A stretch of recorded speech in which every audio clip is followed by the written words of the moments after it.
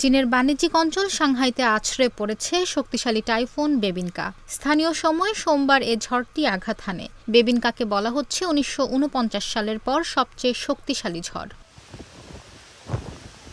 চীনের রাষ্ট্রীয় গণমাধ্যমের বরাত দিয়ে বার্তা সংস্থা রয়টার্স জানিয়েছে, ঘণ্টায় ১৫১ কিলোমিটার গতিতে ঝড়টি আঘাত হেনেছে। এর আগে ১৯৪৯ সালে টাইফুন গ্লোরিয়া এমন তীব্র শক্তি নিয়ে আঘাত হেনেছিল।